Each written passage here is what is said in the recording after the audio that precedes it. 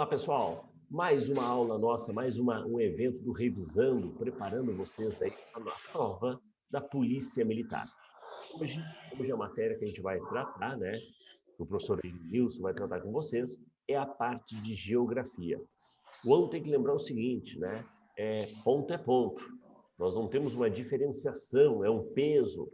E aí você vai ver que muitas vezes o que falta no final da história, poxa vida, quase passei. Faltou 2 pontinhos, né? Isso é uma diferença enorme.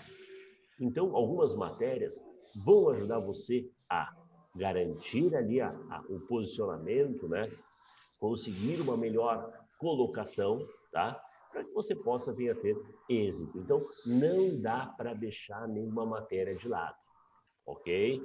É ECA, é História, Geografia, é Informática, todas as matérias têm a sua importância.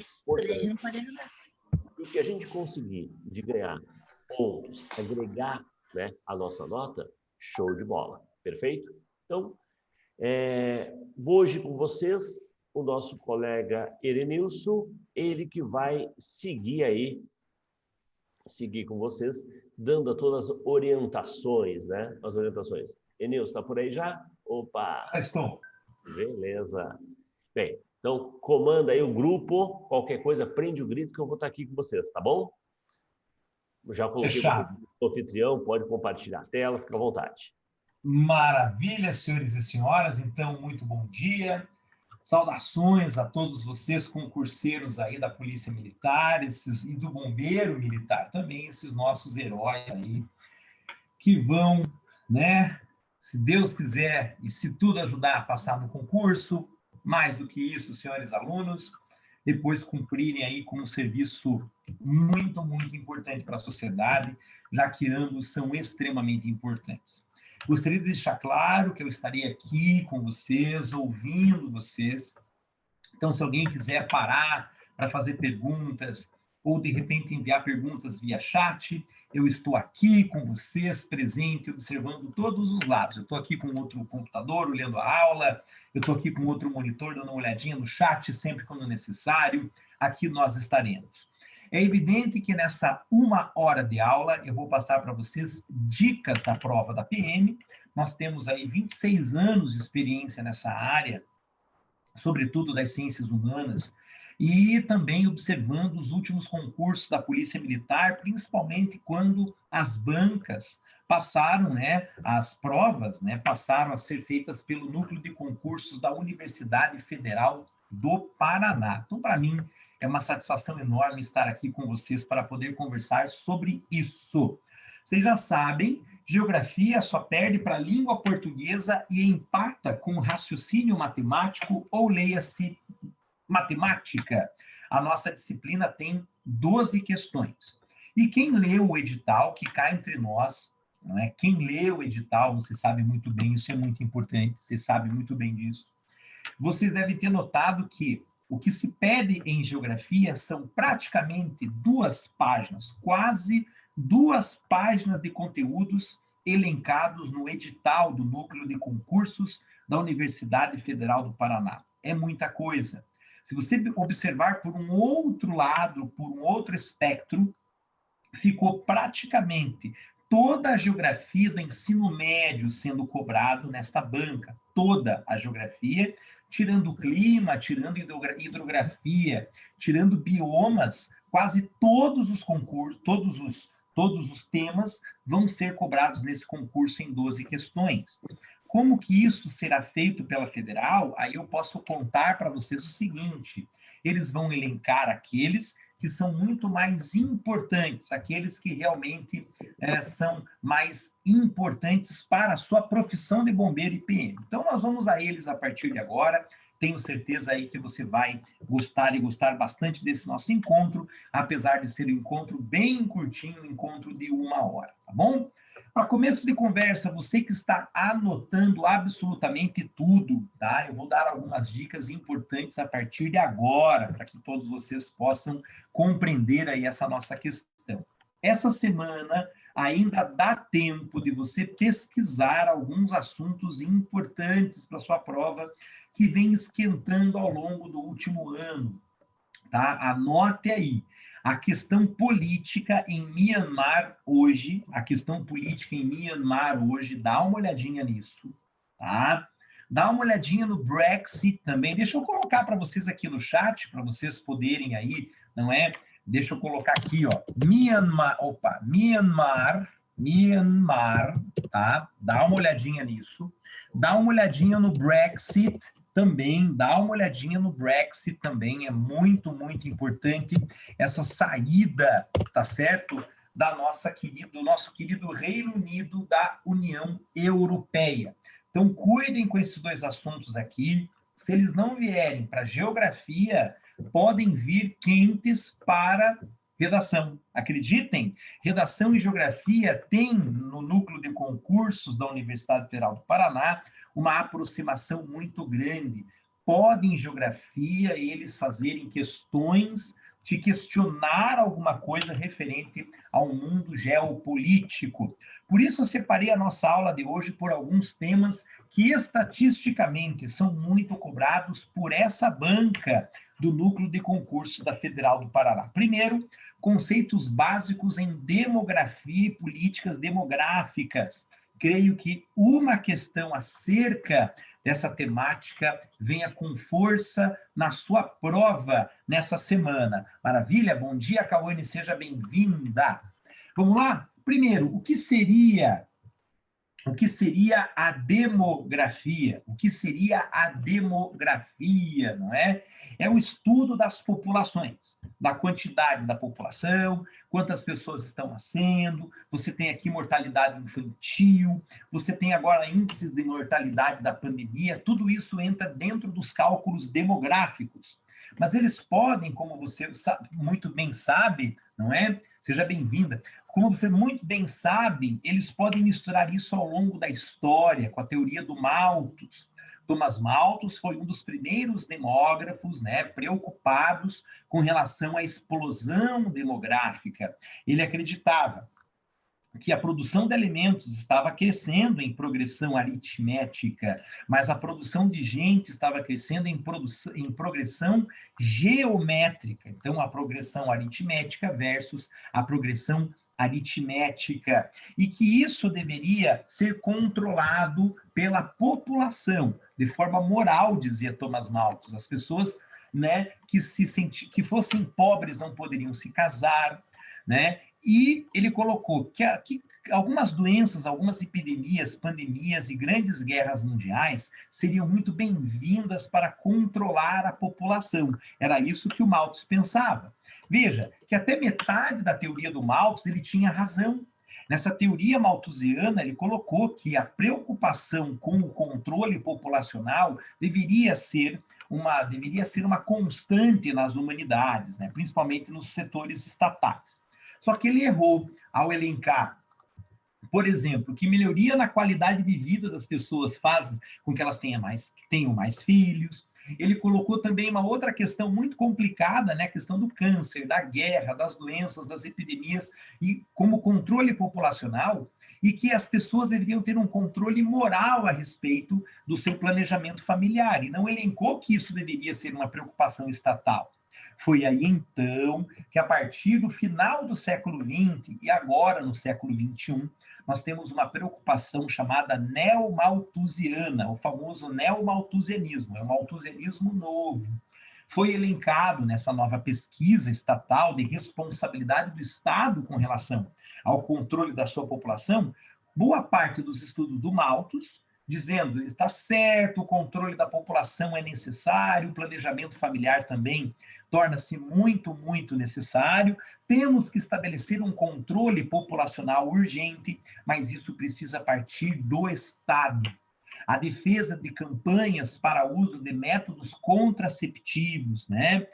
Também dentro das escolas, educação sexual, não voltada dentro das aulas da biologia e da ciência, né, para questões aí mais comportamentais, mas sim voltados a ensinar, conversar com os jovens sobre planejamento familiar, os custos de ter uma criança, de ter duas crianças, não é? Se distanciando um pouquinho da formação religiosa do próprio Thomas Malthus.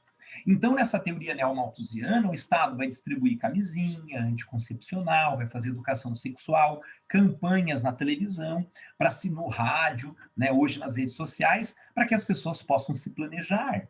Muito embora isso, por outro lado, para famílias que são mais abastadas ou que são mais alfabetizadas, sobretudo na questão da mulher, não é? Isso tem dado certo resultado, até porque hoje as mulheres são autônomas, são independentes, estão trabalhando, não é? E elas estão hoje mais preocupadas com a vida acadêmica e profissional do que propriamente com a vida familiar. Porém, esse estudo neomalthusiano, seu conceito, sua conceituação, podem vir a aparecer no seu concurso, é algo que eu vejo que é bem quente, não é? Paulo Otávio, a China se destacou, mas você tem uma inversão, tá, Paulo? Inclusive, ainda bem que a tua pergunta é muito boa. Na sexta-feira da semana passada, a China acabou de liberar a política do terceiro filho. Isso mesmo. Até 2017, era apenas um, de 2017 para cá, dois. Agora, na China, as famílias podem ter o terceiro filho. Só que isso lá foi feito de uma forma muito mais centralizadora com relação ao próprio Estado, exigindo que as mulheres tenham apenas um, não é? Vários hospitais lá faziam já a laqueadura do primeiro filho, só que a China passou a ter um problema.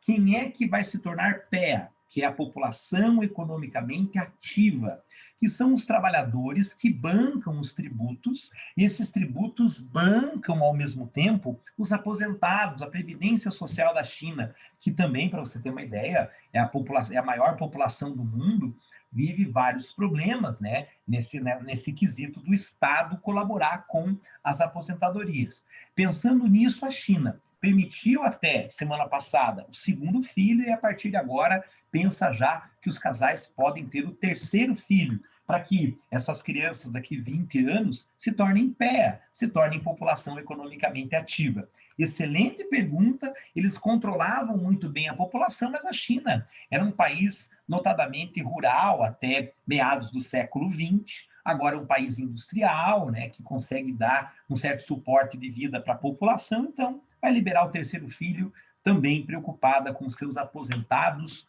no futuro. Excelente dúvida, Paulo Otávio.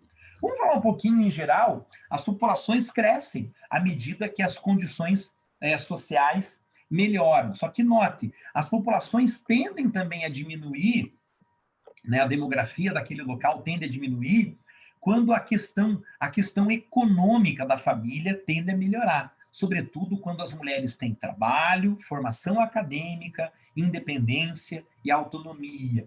E países que são menos conservadores, é a mulher que cuida, não é, de quantos filhos ela vai querer, né, de quantas gestações ela vai ter, de 1, 2, 3 filhos. Em países mais conservadores, a fertilidade da esposa, quem cuida é o marido, é ele que define. Então a gente nota que países que têm tendências mais liberais nesse sentido, as mulheres hoje estão controlando, elas notam que a vida acadêmica em primeiro lugar, né, profissional, notam que o preço de ter filhos é bastante alto. Então, nesse sentido, nós temos a diminuição nas taxas de natalidade, né? No Brasil estava em 1,8 filho por mulher até 2019, 1,8. Acreditamos que agora o próximo cálculo que o IBGE vai soltar no mês de julho vai colocar que a mulher no Brasil está tendo cerca de 1,6 filho em média por mulher. Vai cair de 1,8 para 1,6, sobretudo agora nas condições de pandemia, em que quem pode programar a sua gravidez tem essa consciência de planejamento familiar, não está engravidando nesse período, pois o risco de morte a gestantes em período da pandemia é muito agravado. Então, hoje as mulheres estão segurando, esperando para que após a pandemia elas possam vir a serem mães, tá bom? Então, eu arrisco no tema de número 1 de hoje, a questão do malthusianismo e do neomalthusianismo eu vejo como quente para essa prova. Espero acertar. Não estou aqui chutando, não é momento mãe de Ná, né? É uma estratégia de estudo que a gente realizou, é estatístico ao longo dos anos o que este núcleo de concursos gosta de cobrar em geografia. Lembrando, leiam tudo o que puderem sobre Myanmar, procurem no YouTube, sobretudo, não é? vídeos de canais como BBC, CNN norte-americana, tá? Que são bem imparciais, falando sobre Myanmar e sobre o Brexit, desde o início do plebiscito até agora, o dia 1º de janeiro de 2021, quando o Reino Unido deixou o bloco econômico europeu. Veja as razões, o porquê. Teve também guerra cibernética, muita fake news, sobretudo financiado, né, acusações do governo russo em ter financiado a campanha do Reino Unido sair, deixar a União Europeia. Um segundo tema que eu vejo como quente para esse dia, não é? É a população e a estruturação socioambiental. População e estruturação socioambientais.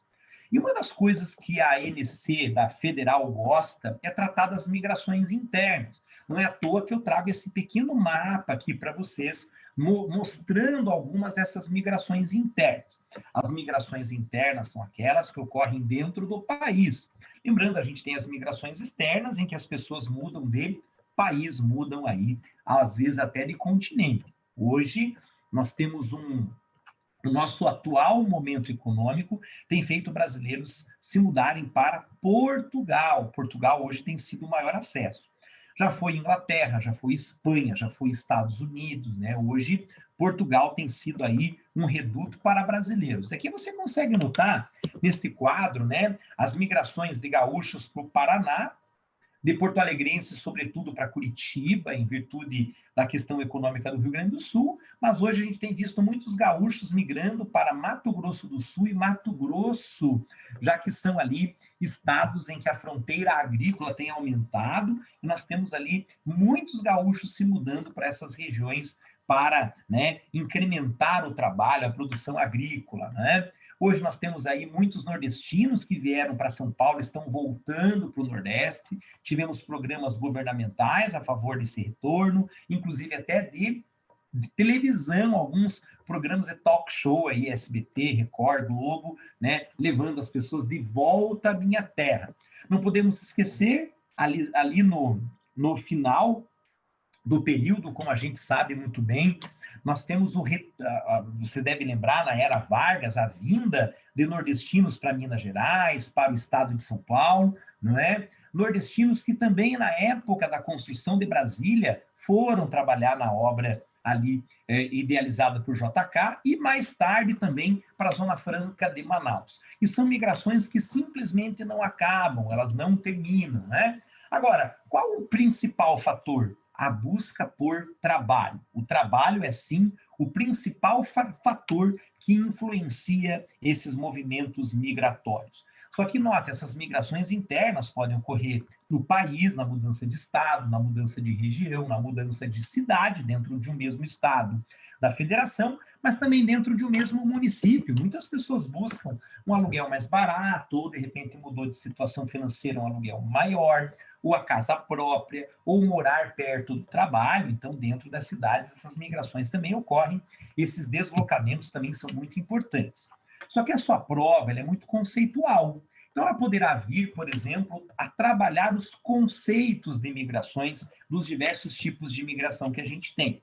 O êxodo rural é fato, só que, lembrando, nós temos uma modernização do conceito de êxodo rural. Então, o conceito de êxodo rural, ele acabou se modernizando, né? Que é a saída da população, não é mais da zona rural, é de uma cidade que tem uma economia mais forte no setor primário. Então, as pessoas podem deixar... Às vezes, a cidade é grande, tá? Ela tem uma população de 20, 30, 100 mil habitantes, mas a economia dela é agrícola, então ela é considerada uma zona rural, ela é considerada uma cidade de perfil agrícola. Então, as pessoas que saem de uma cidade em que o forte na economia é o setor primário e migram para uma outra cidade em que a economia é secundário, terciário, chamamos esse fenômeno de êxodo rural, tá? E quais são as principais causas, não é? A industrialização, né? As pessoas que ficam desempregadas no campo buscam se tornarem operárias e trabalhar na indústria, e a mecanização da agricultura. A agricultura, principalmente no Brasil hoje, está profundamente mecanizada, e nós temos hoje, infelizmente, um desemprego estrutural muito grande no campo, já que a máquina substitui o trabalho humano. Então, essas pessoas acabam migrando para as cidades para cidades de perfil do setor secundário e terciário em busca de trabalho. Um outro conceito que pode vir forte na sua prova, o INC gosta muito, é a migração urbano-rural, também chamada de êxodo urbano, tá? Alguns geógrafos mais velhos, muito mais velhos do que eu, chamam de êxodo urbano. É quando as pessoas buscam segurança e querem se mudar para o campo. Nós temos muito disso aqui em Curitiba, por exemplo, pessoas que estão se mudando para condomínios fechados na região metropolitana, em áreas periféricas, mais distantes, e pessoas de alta renda, procurando morar no espaço mais verde, no espaço que tenha menor poluição sonora. Então, a poluição a gente também chama ambiental, buscando outros espaços para viver, né? É um tipo de migração ainda que a gente pode dizer muito incomum, mas que a gente está tendo hoje com pessoas de alta renda e pessoas que estão buscando uma nova oportunidade de trabalho, uma nova oportunidade de emprego no campo, principalmente aqueles que se formam em engenharias voltadas para a agricultura. Então, isso pode acontecer bastante também, mas hoje, em busca da segurança, a gente tem visto mais, tá? Outra migração é urbano-urbano, o próprio nome já diz, é muito óbvio, a pessoa muda de uma cidade para outra também em busca de novas oportunidades de trabalho, e jovens que buscam novas oportunidades de estudo, não é? De repente conseguem uma nota boa no SISU, saem de uma cidade pequena para uma cidade maior para estudar, conseguem uma matrícula no Instituto Federal, numa universidade federal ou estadual, buscando ali, buscando a formação acadêmica. E, normalmente, esse jovem ele tem aquela ideia: eu me formo e volto para minha cidade para contribuir com a minha família, que de repente tem lá uma chácara, um sítio, uma fazenda, né? Tem uma pequena loja, um pequeno comércio no campo, então eu volto para contribuir. Mas a maioria não volta. E não volta porque não quer, né? Gostaria de voltar. Só que lá na universidade, na cidade, né, ela consegue um estágio, esse estágio se torna um emprego, conhece o amor da vida, compra uma casa, faz amizade, tem uma estrutura maior do setor de serviços, tem shopping centers e tal, e ela acaba fincando raiz naquele local em que ela se formou, e a maioria acaba não mais retornando da cidade de onde saiu. Isso é bastante comum no Brasil, tá bom? Meninos e meninas aqui que estão fazendo concurso para policial e bombeiros, migração sazonal também é um termo muito utilizado. Professores mais antigos de geografia chamam de transumância, é sinônimo de transumância, em que as pessoas se mudam dependendo de algum fator. Só que elas ficam um período fora de suas casas, de suas cidades e retornam. Acontece bastante em estações do tempo. Lá no mundo, a gente pode assim dizer, né, as estações do ano, elas saem no inverno, né, buscam regiões com clima mais ameno, e quando depois volta a primavera, verão, início de outono, elas retornam para suas regiões de origem, não é?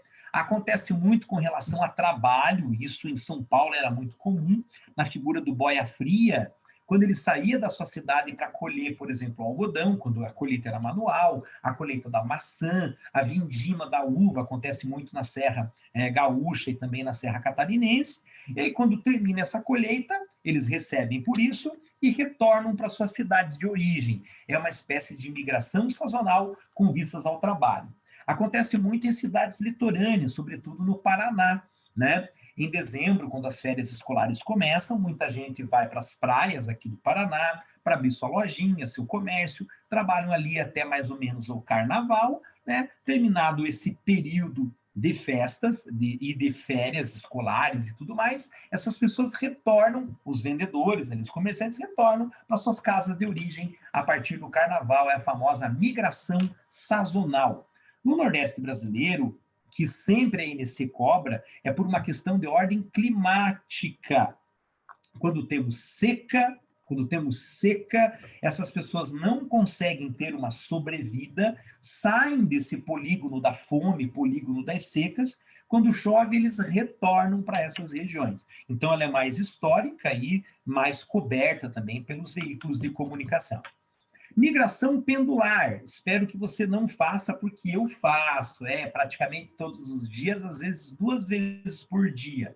é aquela típica migração de cidades metropolitanas. Ela forma um pêndulo, não é? Então, é o meu caso. Eu moro numa cidade da região metropolitana de Curitiba, eu vou bem cedinho, leciono em Curitiba e depois, no final da tarde, à noite, eu volto para minha casa. No outro dia, eu faço a mesma coisa. A minha cidade até se torna uma cidade dormitório, porque ela tem uma população maior à noite e uma população menor durante o dia. Boa parte da população migra para Curitiba, trabalha, terminado o dia, retorna para suas casas. É a migração pendular, ocorre diariamente. Onde que ela é perceptível? No transporte coletivo. Você consegue notar nos ônibus, em metrôs em cidades que o têm, em trens em cidades que o têm, de manhã indo lotados e à noite voltando lotados. Acontece muito em regiões metropolitanas, tá certo? A famosa migração pendular, tá? Também temos o nomadismo. Aí o nomadismo é um fator histórico, né? Bem interessante hoje com relação a sírios indo para a Europa, afegãos, iraquianos também, venezuelanos que vêm para o Brasil, bolivianos que também estão vindo para o Brasil, haitianos que vinham, agora estão retornando, que se tornam nômades porque não têm uma moradia dita fixa. Muitas vezes não tem nem o endereço, né? Não tem nem o endereço para poder registrar a sua vida. Note que no Brasil, o IBGE considera os moradores em situação de rua, e moradores em situação de rua, como seminômades. Eles têm ali uma moradia, até que, de repente, este imóvel que está para alugar ou para venda, não é, seja vendido ou desapropriado judicialmente, essa pessoa acaba se mudando para outras regiões em situação de rua, sendo que elas não têm sequer um endereço, um registro para poder viver. São situações de famílias de moradores em situação de rua seminômades. Muitas vezes isso também acontece aqui no nosso país, tá certo? Alguém levantou a mão para fazer perguntas? Estou aqui à disposição, fique à vontade.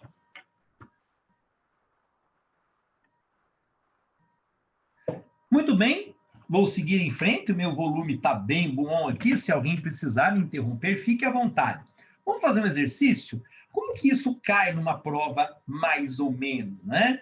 Pode ser questão de nível médio, questões de nível difícil, já que em geografia é uma loteria, eles estão cobrando praticamente todo o PPP, o projeto político-pedagógico, de um curso universitário de geografia, tirando hidrografia e tirando clima, o restante eles cobram tudo. E bioma, que pela nova BNCC, pela nova Base Nacional Curricular, os biomas brasileiros foram entregues à biologia. Uma pena, né? Perdemos esse assunto. Somos uma fronteira no século XVIII, quando soldados de Portugal e Espanha disputavam a posse definitiva deste então imenso deserto, tivemos de fazer a nossa opção, ficar com os portugueses ou com os castelhanos. Pagamos um pesado tributo de sofrimento e sangue para continuar deste lado da fronteira meridional do Brasil. Como pode você acusar-nos de espanholismo? Fomos, desde os tempos coloniais até o fim do século, um território cronicamente conflagrado. Em 77 anos, tivemos 12 conflitos armados, contadas as revoluções. Vivíamos permanentemente em pé de guerra. Nossas mulheres raramente despiam o luto, disse Érico Veríssimo, quando trata aí da nossa terra gaúcha, do nosso Rio Grande. Né? Então, eu tenho um outro texto. Nesse texto aqui, tá, que eu não trouxe as questões, eu fiz questão de trazer para vocês. Eles trazem um texto e nesse texto eles perguntam como se chama, por exemplo, né, o êxodo de populações que saem do Rio Grande do Sul e vão, de repente, para Mato Grosso. São migrações internas, ocorrem aqui dentro do Brasil mesmo, né?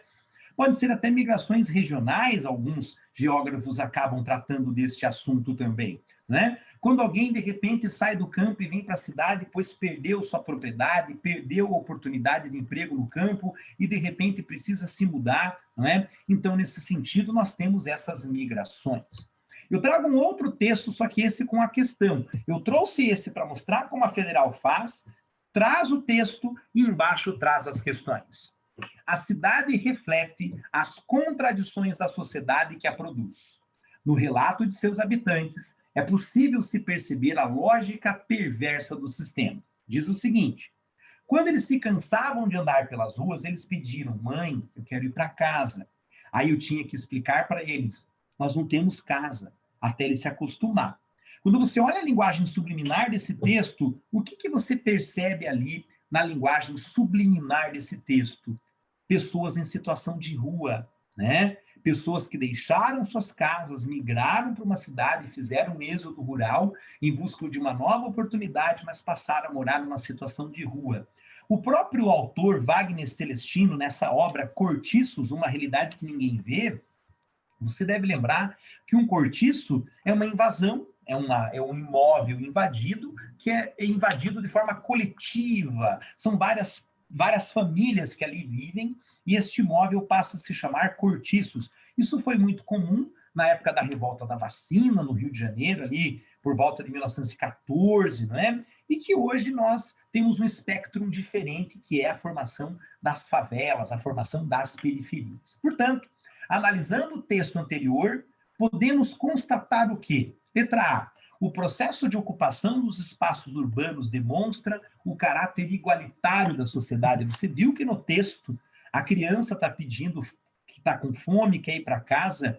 Isso tem uma percepção igualitária? Alternativa B. O crescimento populacional é o grande responsável pela situação de miséria e o controle da natalidade é a única solução. Então a letra B está dizendo: miséria gera crescimento populacional e o controle da natalidade é a única. Não foi generalizado. Jamais esqueçam que a melhor maneira de se perder um pensamento é generalizar. A alternativa B generalizou. A alternativa C. A atuação do Estado tem sempre a intenção de democratizar o acesso a serviços públicos essenciais. Vocês conseguem notar no texto de uma criança que com fome pede para a mãe ir para casa e diz: olha, nós não temos casa. Você nota que isso é democrático? Que respeita os preceitos fundamentais do artigo 5º da nossa Constituição de 88, que elenca a moradia como um dos direitos fundamentais ao brasileiro? Alternativa D. A exclusão social está presente na paisagem urbana, não respeita sequer áreas nobres. A letra D está dizendo: olha, tem pedintes, moradores de rua no Batel, no Água Verde, em bairros mais ricos, Champanhar, Bigorrilho, né, Coville. Você consegue ver, claro, que o poder público tenta, com o poder de polícia, com guarda municipal, retirar essas pessoas, com fundação de ação social também, mas a gente nota que a gente tem pobreza até mesmo nas áreas mais complexas, nas áreas mais ricas, a gente também tem, tornando a letra D verdadeira. Só que a gente é concurseiro, e a gente não se contenta com pouco, diz a letra E. A especulação imobiliária promove segregação do espaço e assim gera igualdade social. Quer dizer, segregação, né, é uma palavra preconceituosa que separa pessoas por raça e etnia, tá? E note que a separação do espaço, principalmente pela especulação imobiliária, é um dos fatores geradores dessas grandes desigualdades. E o núcleo de concursos da Federal, ela tem uma tendência de centro-esquerda. Então, você vai notar, atenção à minha dica, uma valorização sindical, uma valorização do movimento do sem-teto, uma valorização do movimento do sem-terra. Isso acontece bastante dentro desta banca. Cuidem com essa informação, já que se trata de uma Universidade Federal do Paraná que tem estudos profundos sobre os impactos desses grupos. Maravilha? Muito bem. Lembrando, senhores, está aberto o meu áudio, está aberto também a levantar a mão para fazer pergunta, o chat também, tá bom? Então, dicas importantes aqui do que estatisticamente mais aparece em geografia neste núcleo de concursos. Maravilha? Separei para vocês nesse encontro um terceiro tema que, na minha opinião, sempre vem com força. Lembrando, né, que esse núcleo de concursos gosta de cobrar em geografia esses assuntos mais sociais, não é? A questão da reforma agrária, Paulo Otávio, muito importante. Ainda bem que você tocou nesse assunto. Essa banca gosta bastante. Não esqueça que a reforma agrária é um assunto constitucional de direitos humanos básicos. Está colocada na nossa Constituição também. Inclusive a própria criação do INCRA, do Instituto Nacional de Colonização e Reforma Agrária. A reforma agrária é um direito social em que qualquer um pode se inscrever, qualquer, inclusive vocês, eu, pessoas que tenham vida urbana, uma profissão, pode, vai lá, se inscreve. Por quê? Porque pode ser que essa pessoa queira mudar de vida, mudar de padrão profissional e ter na vida rural um novo estilo de vida. Isso é um direito básico elencado na Constituição. Na reforma agrária, nós temos aí terras, né, que são devolutas, desabitadas, improdutivas, não é? E muitas vezes até áreas em litígio, em que o proprietário é obrigado a entregar lá à União, como forma de pagamento de dívidas tributárias e tudo mais, e essas terras elas podem ser colocadas em reforma agrária. Então, a banca que gosta muito disso, coloca, por exemplo, o Pastoral da Terra, Movimento do Sem Terra, como movimentos sociais de segunda geração extremamente importantes para a nossa sociedade. Beleza? Então, cuidem com esse assunto, eles gostam bastante. E note, veja como que o Paulo falou é importante. Reforma agrária também pode aparecer em redação, em que você pode emitir uma opinião, eles podem colocar um pequeno texto na redação, colocando das invasões, algumas invasões são violentas, né? A gente tem visto isso ao longo da história do MST, invade, por exemplo, fazendas com laranjais, derruba a produção e tal, coloca uma imagem na televisão e vai te pedir uma opinião acerca do fato. Aí você vai colocar o fato, como está exposto, a lei, que é o direito à reforma agrária, e aí sim você vai concluir com a sua opinião sobre um melhor modelo de reforma agrária para o Brasil, pode aparecer também na sua redação. Maravilha? Separei para vocês um terceiro assunto, que é poluição, efeito estufa, ilhas de calor, que a Federal gosta bastante. Lembrando, a poluição ela pode ser direta através da contaminação do solo, ela também pode ocorrer através da contaminação do ar, sobretudo com o dióxido e o monóxido de carbono, tá? O efeito estufa, você não pode esquecer do efeito estufa, tá certo? O que acontece no efeito estufa? Quando gases pesados sobem para a atmosfera, eles acabam formando uma barreira entre o solo, entre a crosta terrestre e a atmosfera. Nessa barreira, os raios solares cruzam esta barreira, tocam ao chão, retornam para as nuvens, mas não conseguem retornar para a atmosfera. Então, eles batem nessa barreira e retornam para a crosta, batem e retornam, aumentando, sobretudo, a temperatura global, sobretudo na crosta terrestre. Tudo porque foi feita uma barreira, quase que um óculos escuro ali entre a atmosfera e a crosta terrestre. E com a poluição, essa troca de temperatura entre a crosta e a atmosfera não acontece, aumentando, sobretudo, a temperatura. E pior, se for uma ilha de calor. Numa ilha de calor, de repente, essa cidade, ela tem tanto concreto, asfalto, calçada, prédios, tá? Que ela acaba absorvendo essa temperatura, né? Vidros, vidraças e tudo mais, ela absorve essa temperatura do sol, essa radiação solar, misturado com o efeito estufa, aumentando demais a temperatura e a sensação térmica dentro desta cidade. É muito comum em cidades pouco arborizadas, com poucos jardins, poucas praças, a famosa ilha de calor. Vamos falar um pouquinho sobre esses temas que eu elenquei aqui para vocês nesse momento. Vamos falar de ilha de calor primeiro? Deixa eu dar uma olhadinha em perguntas aqui, né? Coisa boa, o professor Márcio colocou, não se esqueça de se inscrever no canal do YouTube Revisando EAD. Ele é muito importante, sempre tem novidades, revisões, drops. E lembrando, não é só de concurso da PM de bombeiros que nós temos no canal, você também poderá segui-lo, não é? Para outros concursos que estão acontecendo e outros que virão a acontecer.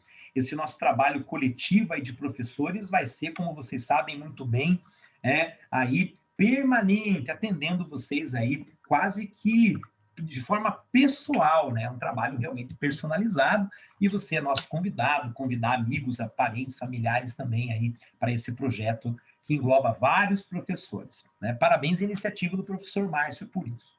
Vamos falar um pouquinho de ilha de calor, que é algo que, sabe, estamos, a maioria, né, de vocês, dos policiais militares, vão ver, vai atuar em Curitiba e região metropolitana. Curitiba é considerada uma cidade verde, porque ela tem muitas áreas verdes. Ela tem área de bosque, áreas de praças, não é? Ela tem muitas residências, as árvores são preservadas, tem um instituto ambiental muito ativo e campanhas muito ativas em que a pessoa, ao invés de fazer uma calçada, planta um gramado. Para quê? Para diminuir o efeito da ilha de calor.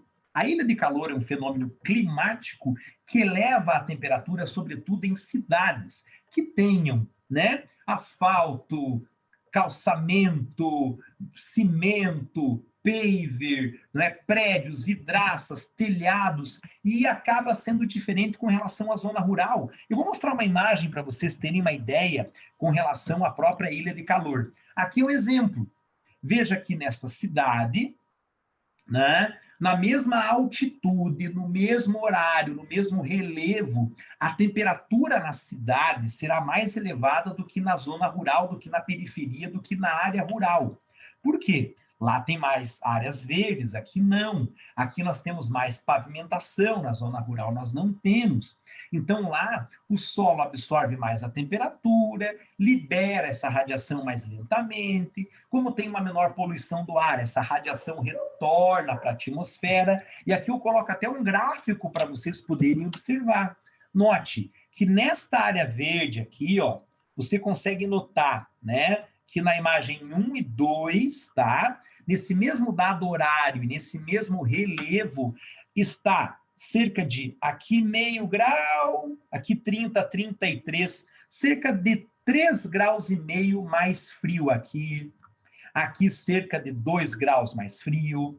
Aqui 3 graus mais frio. Agora note, no mesmo horário, no mesmo relevo, no mesmo instante, a zona urbana está 3 graus mais quente, sobretudo a sensação térmica, do que na área rural aqui, que chega a ser quase 3 graus,8 mais fria do que nesta área, do que na área urbana. Note que, nesse sentido, a cidade tornou-se uma ilha de calor, tornou-se, então, uma ilha de calor. Maravilha?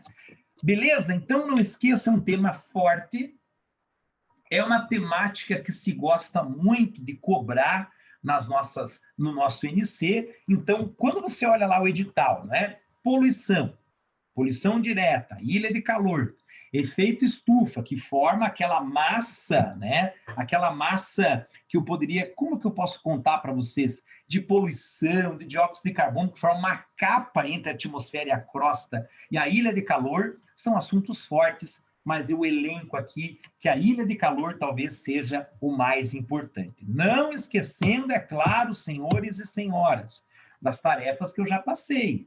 Vai em busca do Brexit, Myanmar, tá? Reforma agrária, que aqui já foi citado, são elementos aí bastante importantes quando se trata de um concurso como esse.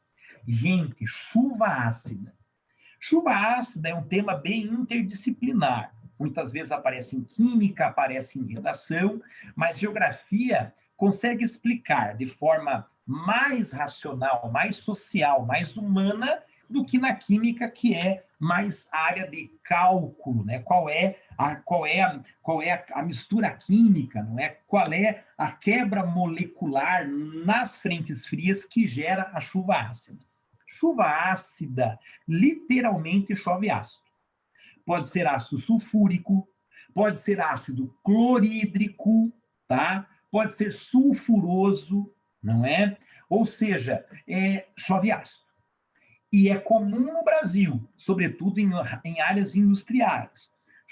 Temos chuva ácida em Araucária, tivemos chuvas ácidas muito graves em Cubatão, São Paulo, já que lá era um grande polo petroquímico. Então, em regiões que têm muitas indústrias, muito trânsito de veículos, em regiões em que há polo petroquímico, a chuva ácida é comum, ela cai e vem com tudo. Vamos dar uma olhadinha na chuva ácida?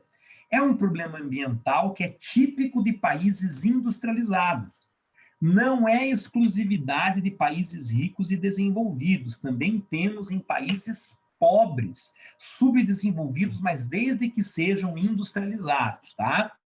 São chuvas que a tua prova chama de precipitação. Galera, precipitação, olha só, é uma linguagem científica para chuva, em que a chuva tem alta concentração de ácido, né? E para geografia, se você perguntar, beleza, eu entendo que tem o pH da água para a gente beber em torno de 7, 7,5, não é? E quando que eu considero uma chuva ácida, não é? Quando considera-se chuva ácida, quando o pH da água está abaixo do nível 5,5. Então está 5, 4,5, 4,2, 4. Nós já chegamos a ter em Cubatão chuvas ácidas com pH em torno aí de 3, 13,5, né? Portanto, quanto maior o pH for, mais alcalina a água é. Quanto menor, ela pode se transformar numa base e depois até num ácido, e aí cair ácido do céu, isso mesmo. Gente, é normal toda chuva ter um pouco de acidez. É por isso que a gente vê muitas vezes o zinco. Quem tem calha, por exemplo, não só de zinco, tem calha de inox, ela tem aquelas manchas. É porque tem a poluição dos automóveis, da lenha, né? Quando a gente queima, faz lá um foguinho, as casas que tem fogão a lenha, essa poluição acaba parando nas nuvens e gerando um pouco mais de acidez, tá? Por isso, normal, da chuva é 5,6, 6, né? Que são chuvas aí que tem poluição, um pouco de acidez, mas é considerado normal. A água que sai da Sanepar tem de 6,8 a 7,5 de pH, tornando essa água pura para se beber. Águas minerais você pode encontrar de 7, 7,5 até 8, portanto são águas muito alcalinas. Uma chuva ácida cai com pH abaixo de 5,5, causando sérios problemas a algumas cidades, algumas sociedades. Agora, a chuva ácida ela pode ser natural ou pode ser antrópica. E é aqui que a tua prova vem com força. É aqui que a tua prova realmente, não é, bate de frente com a tua memória. Uma chuva ácida natural é aquela que a própria natureza causou. Se teve, de repente, uma queimada espontânea, em áreas muito secas pode acontecer, queimadas na floresta que são espontâneas. Pode acontecer em regiões que tenha vulcanismo, em regiões que sejam de clima muito seco, semiárido ou desértico, em que ali nós tenhamos algum tipo de concentração de carbono, pode ir para a atmosfera e chover, cair a precipitação de chuva ácida causada pela própria natureza. Mas nós também temos chuva ácida antrópica, que é causada pelo ser humano. Essas são as mais graves e são as que nós temos maior concentração, maior quantidade no planeta. É a chuva ácida causada por ações antrópicas, que são causadas por atividades industriais, queimas de combustíveis fósseis para o transporte, fábricas. Gente, usina termoelétrica é a que mais causa chuva ácida, porque a usina termoelétrica, ela aquece a água para geração de energia.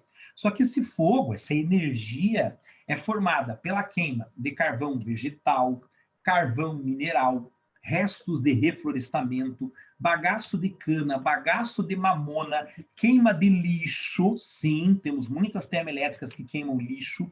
Termoelétrica que queima energia fóssil, como a gasolina, o diesel, o gás liquefeito de petróleo.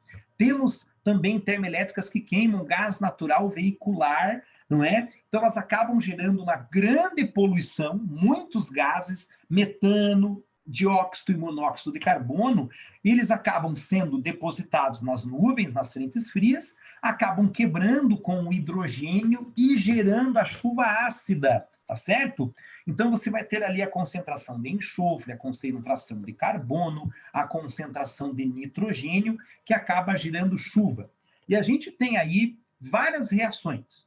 A chuva ácida com ácido sulfuroso, sulfúrico, nitroso, nítrico, já que o que nós temos nas nuvens? H2O, nós temos uma concentração congelada de hidrogênio e oxigênio. Então, quando você coloca enxofre, você coloca carbono, você coloca metano, nós vamos ter uma quebra química da cadeia química da água, e ela vai cair com um pH baixíssimo, é a nossa famosa chuva ácida. Vamos dar uma olhadinha aqui no chat, né? A biomassa afeta a chuva ácida? Paulo Otávio, depende, tá?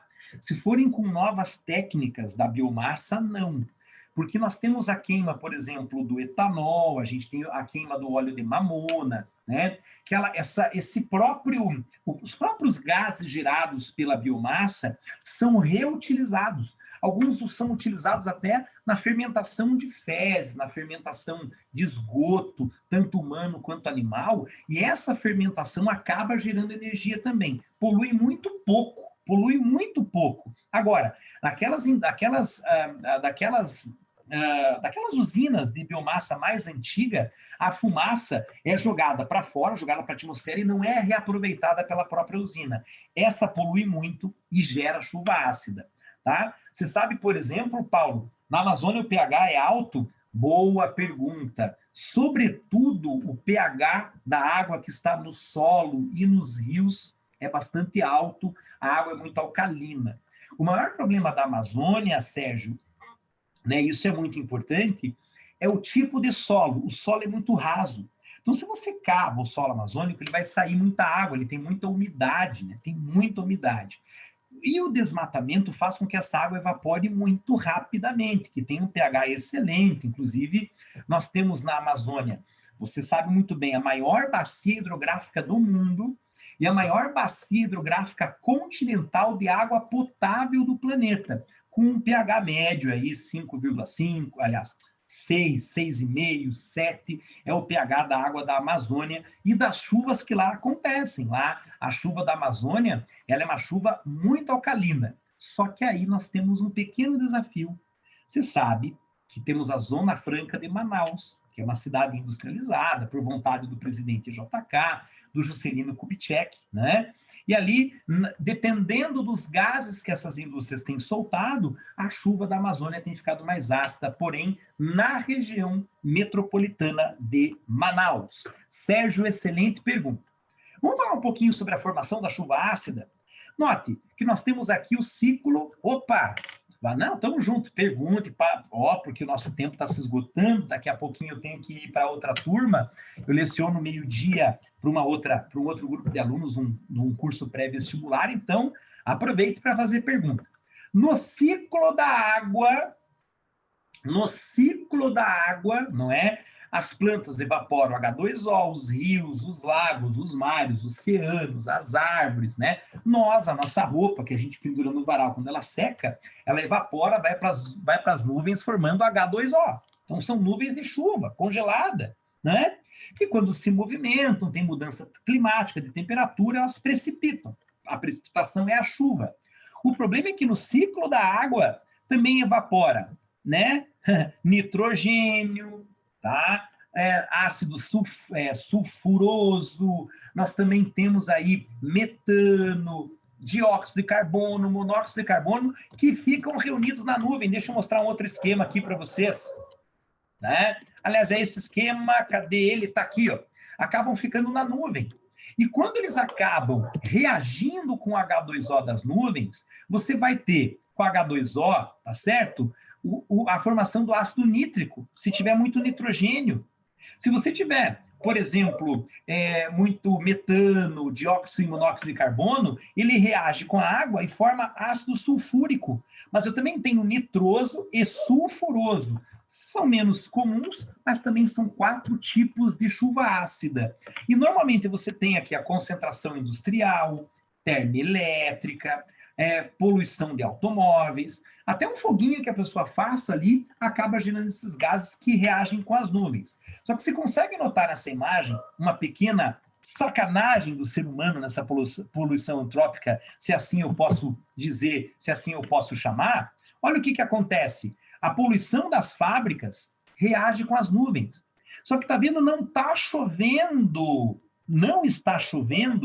na região em que ela foi formada. Ela está chovendo numa floresta, num rio. Ela vai chover, de repente, na zona rural, porque as nuvens, tá? Que são as zonas de alta e baixa pressão, elas transitam com o vento, elas acabam transitando por outras áreas.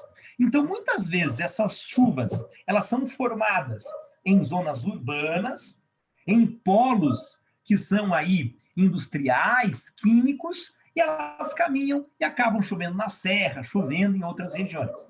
Veja, vou colocar para vocês algumas consequências, tá? A mortalidade de árvores, como, por exemplo, essa floresta aqui, salvo engano, é na Áustria, não é? Que ela está sobrevivendo ainda, mas ela perdeu suas folhas, então aqui ela vai perder a sua fotossíntese. Em regiões como no norte da Itália, que são muito industrializadas, a chuva ácida tem ali desgastado grandes obras de arte, sobretudo renascentistas, obras do Renascimento, como você vê nas fachadas de casa. Veja, isso aqui é uma estátua de pedra-sabão, como ela era, né? Em épocas do início aí da segunda, terceira Revolução Industrial, e como ficou atualmente. Ela simplesmente derrete, as rochas ficam mais porosas devido às chuvas ácidas. Aqui no Paraná tem uma concentração grande em araucária. Ali você tem uma concentração boa em Santa Catarina, na região de Itajaí, Joinville, não é? São Paulo, Cubatão, tá? No estado do Amazonas, lá em Manaus, né? Em Camaçari, na Bahia, você tem uma boa concentração. Em Minas Gerais, ali, Juiz de Fora, tá? No Rio de Janeiro, em Campos dos Goitacazes, você tem uma certa concentração. Você consegue notar no seu carro se ele tem uma lataria escura, cinza escuro, preto, né? São latarias que vão ficando esbranquiçadas com o tempo. Pode ter certeza que alguma chuva ácida você tomou, ela costuma queimar o verniz das tintas das latarias dos veículos, das latarias dos automóveis. Senhores e senhoras. Muito bem, foi uma hora de um bate-papo gostoso aí de geografia. Espero que vocês tenham gostado aí da nossa conversa aí. Já é meio-dia, temos outros compromissos profissionais, mas isso não me impede dos senhores, não é? Me fazerem perguntas, estou aqui à disposição. Geografia é uma seara muito grande de conteúdos que podem vir a aparecer na sua prova. Eu tive, por óbvio, né, senhores e senhoras aí, não é, uma hora para trazer para vocês os conteúdos que estatisticamente essa banca mais tem cobrado ao longo da história, né? Vocês têm alguma dúvida, alguma pergunta, gostariam mesmo de fazer alguma colocação? Estou aqui à inteira disposição.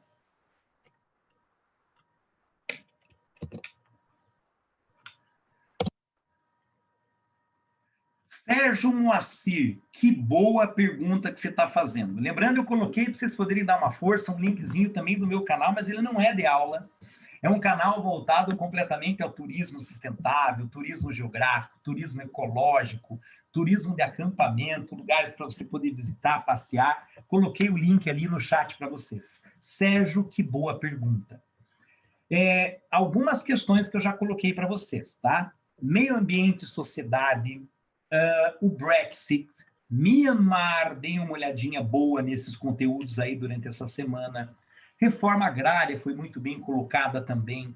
Essa prova gosta bastante de cartografia, né? Então, mapa temático, vai lá, mapa pontual, dá uma olhadinha lá nos mapas temáticos, é importante dar uma lidinha a respeito, porque toda a prova da PM, eles trazem um mapinha. Na prova passada, lembrando, espero que vocês tenham feito a prova passada, tá? Imprima aí, resolve, não caem os mesmos temas, mas para você poder entender qual que é a dinâmica da federal quando ela cobra, tá certo?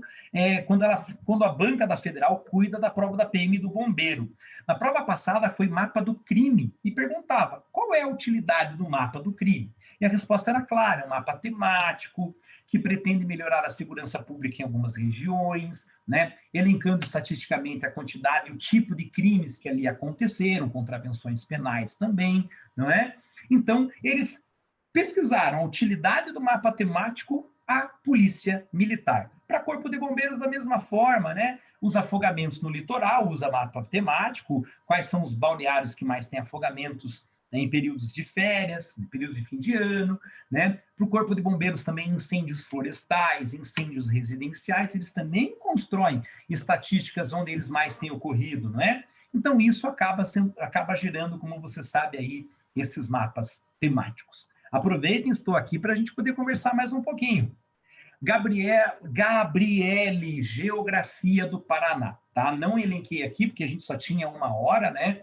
Sobre Geografia do Paraná, vá nas regiões agrícolas, tá? Nas regiões, Gabriele, agrícola. Onde a gente colhe mais feijão hoje, né? Onde se colhe mais café? As regiões onde nós mais plantamos cana, tá? Notoriamente, onde nós temos maior produção de carne de aves, a gente também tem na agricultura uma produção de milho. A produção de milho está casada com isso, tá? O que é agricultura de indústria de transformação, que alguns políticos chamam de agricultura de transformação, que o Paraná tem essas questões. Outra coisa na geografia do Paraná, Gabriele, que você lembrou muito bem, né, da gente poder aqui elencar. A desconcentração industrial que o Paraná está tendo agora. O Paraná está tendo, Gabriele, uma grande desconcentração industrial. As indústrias ficavam sobremaneira aqui no SIC, região metropolitana de Curitiba, e agora elas estão ficando mais distantes dos centros urbanos. Quer dizer, algumas estão se mudando. Isso não quer dizer que a concentração industrial possa acontecer. Paulo Otávio, isso mesmo. Sabe como que a geografia chama esse incentivo fiscal? De guerra fiscal. Guerra fiscal. O que é uma guerra fiscal? Imagine lá que a BMW acabou de dizer o seguinte, a BMW veio para Santa Catarina, a gente perdeu com ela uma grande oportunidade, mas a BMW, antes de vir para o Brasil, de trazer a montadora para cá, a Caoa, Chery, Kia e Hyundai fez a mesma coisa, a Caterpillar a gente acabou ganhando, dizendo, vamos fazer uma indústria aí, uma montadora aí, né? E aí os governadores correm atrás dessas indústrias e dizem o seguinte, eu quero essa indústria aqui. Daí vai ter um incentivo. Tantos anos sem IPTU. Tem um modal, Paulo e Gabriele, que é importante. As indústrias, elas nascem onde tem modal. O que é modal? Modal é um conjunto de rodovia, ferrovia, portos, e você pode colocar também aeroportos. O Paraná está construindo um agora aqui, no alto da Serra de São Luís do Purunã, na Escarpa Devoniana, um aeroporto da J. Malucelli só para cargas. Então, as indústrias, o que elas estão fazendo? Indo para Castro, Ponta Grossa, Carambeí, Arapoti, Jaguaraíva, né? Elas estão se desconcentrando. Porém, essa desconcentração precisa ter um modal ao lado. 277, 116, 376. Veja que boa parte delas, né? Paulo, hidrovias também. O Paraná, nós temos um problema muito sério, nós temos muitos rios de planalto aqui, Paulo Otávio. Isso nos prejudica muito. O que seria a solução para a gente ter aqui no Paraná hidrovias em pleno funcionamento? A construção de eclusas. Eclusas são aqueles elevadores de barcos, né? Porque o barco ele pode subir o rio, ele entra na eclusa, a eclusa está cheia d'água, ela enche, o barco acompanha o nível e segue viagem para planaltos mais altos. Quando ele tem que descer, ele entra na eclusa, a eclusa esvazia, o barco desce nesse elevador de barco, chamado eclusa, e segue viagem. O Paraná tem muitos rios de planalto e nós não somos bem servidos por eclusas, diferente de São Paulo. O estado de São Paulo tem muitas hidrovias e onde tem esses acidentes de relevo, tem muitas eclusas.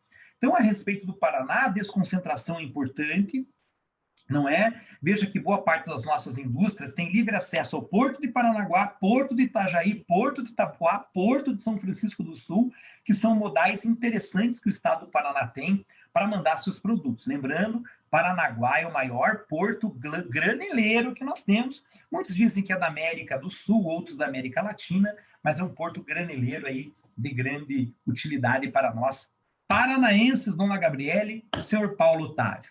Mais alguma? Eu estou aqui para ajudar vocês, fiquem à vontade. Beleza, então a todos muito boa sorte. Amanhã, 14h, eu estarei aqui de novo, tratando de história. História amanhã. História, gente, é uma delícia. Por quê? O edital de história é pequeno, bem pequenininho, edital de história agradável. Dá para a gente fazer um baita mapa mental, sobre história aí do núcleo de concursos, que é bem tranquilo, diferente de geografia. Geografia, para vocês terem uma ideia, nos cursos em que eu estou trabalhando, eu tenho de 5 a 6 encontros de 4 horas aula cada um, para a gente poder trabalhar a geografia do ensino médio inteiro. Imaginem vocês o tamanho do edital de geografia. História é mais agradável, amanhã, 2 horas, espero vocês aqui. Beleza? Professor Márcio, é com você. Muito obrigada, professor. Beleza. Obrigado. Amanhã a história é outra, então, né? Em história, a história é diferente. É outra. Legal. Pessoal, espero que tenham gostado, espero que tenham curtido, né? Lembrando que qualquer dúvida também que surgir no meio do caminho, manda mensagem, a gente encaminha para o professor, tá? Essa aula vai ficar gravada, você vai poder assistir outras vezes. Eu digo, compartilha a ideia com os colegas, o vídeo você não vai poder compartilhar, porque no e-mail pessoal, tá? Mas compartilha a ideia. E o que a gente tem feito, pessoal, é de uma forma bem acessível, tá? Então, a frase é, não importa o valor, importa a tua participação, ok? Então, contribua, ajude a gente a divulgar. Já estamos com quase 450 inscritos no canal, tá? Eu queria terminar o da PM com 500 inscritos é um bom número, vamos ver, quem sabe, né? Ainda tem mais alguns dias aí, tá? Mas Márcio, eu queria dizer uma coisa para os nossos concurseiros. Alguns anos atrás aconteceu comigo algo fenomenal que marcou a minha profissão. Eu estava passeando em Ipanema, litoral do Paraná, o nosso Caribe paranaense, né? E na Praça Central de Ipanema tinha uma van da Polícia Militar com 2 policiais na frente, de braço cruzado, colete, bermuda, né? E aí eu passei, né, com minha esposa ali, bonitinho, e a mulher, bonito, hein, professor? Daí eu olhei com aquele medo, né? Com aquele medo, assim, como policial, né? Que coisa, me abordando. Foi minha aluna, disse, fui sua aluna no curso tal, né? Não vou aqui elencar nomes, né? Foi sua aluna no curso tal, gente, me marcou, me deu o maior orgulho. E é isso que eu quero ver de vocês. Vocês sendo aprovados e me abordando na rua, dizendo, bonito professor, me assustem, porque vai marcar minha profissão, vai marcar a nossa existência aqui dentro de geografia, gente. Obrigado, Márcio. Com certeza, é um prazer o que a gente está fazendo aqui, né? Eu agradeço aos alunos pela possibilidade, pela essa, né, oportunidade de continuar, já com a pandemia, continuar preparando vocês, continuar dando as dicas, continuar orientando. Então, brigadão, Elenilson. Até amanhã tem mais. Obrigado a todos pela participação. Até a próxima, pessoal. Tchau, tchau.